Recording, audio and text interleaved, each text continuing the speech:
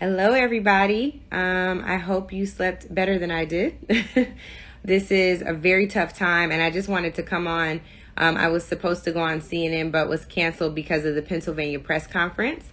So I wanted to come on here and give you all a rundown of the three biggest losers from last night. The first, Democratic strategists who thought we should be chasing the 53% of white women who told us where they stand in 2016. They stand even firmer in their belief that Donald Trump is the best choice for president in this country. They did that by casting what now looks like it will be 55% of white women's votes for Donald Trump. So it turns out that, there's another pandemic, and that is our abiding trust in a majority of white women to do the right thing when that is against the interests of their white sons, their white brothers, their white fathers, their white husbands. It looks like they're going to stand right with them, right at the foundation and in the strength of their racism. I'm not calling it white supremacy anymore. I'm going to call it white toxicity, which is what it is. I also want to note that as a result of what looks like 55% of white women supporting Donald Trump in this election, guess who's going to have to decide it? You guessed it. The urban centers that are vastly populated with people who look like you and I. People of color, black folks are going to be the deciding factor in this election. As they are telling you right now, they haven't counted votes in urban centers in Detroit, in Philly, in Atlanta. There are a lot of ballots outstanding. And of course, that means that they're going to need black folks to once again save them with minimal investment. The second biggest loser from last night are black Senate candidates in the South, potentially with the exception of Raphael Warnock, who, of course, is running for Senate in Georgia, and it looks like he'll be going to a runoff.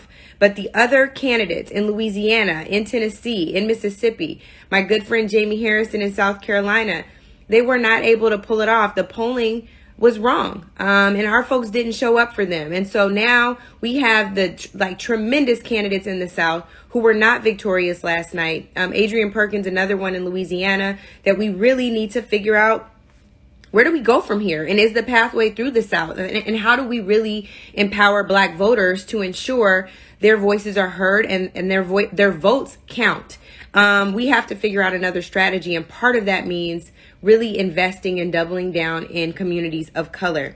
The last is certainly not a surprise.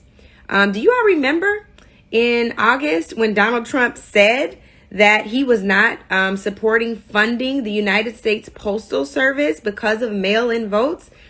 Exactly. So what he was doing was setting up exactly what happened yesterday. A judge ruled that there needed to be a massive sweep of the USPS because they could not locate 300,000 ballots. 300,000 ballots could be the difference in Wisconsin, could be the difference in Michigan, could be the difference, could have been the difference in Florida. 300,000 votes, right? We have to pay attention to this. Those are the votes that we know about, where people questioned why they weren't traced, why they couldn't identify where they were. And meanwhile, today, your president is saying that this needs to be, all voting needs to stop, all counting of ballots needs to stop, and it needs to go to the courts. We're also clear on the outcome of the courts. Some of these folks, y'all, do not play fairly. They play to win. And even if that means breaking the rules. As kids, we learn that cheaters never win. Somehow in this country, cheaters are somehow rewarded. And I think that we have to have a real come to Jesus, a real reckoning with the fact that this is still a country that is built on racism. It is still a country that is rooted in oppression, and we have not shed, we haven't shed that layer. We have a long way to go, y'all. And so no matter what happens in this election at the presidential level, it's going to be hard to celebrate it because I'll be damned if I thought it would be this close.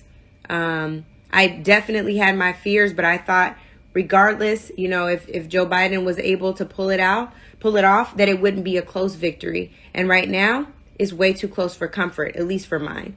So those are the things I want to flag for you. The three biggest losers, as I said, Democratic strategists who spent all their time, money, and talent on courting white women who told you where they stood in 2016 and did not back away from it in 2020. They doubled down.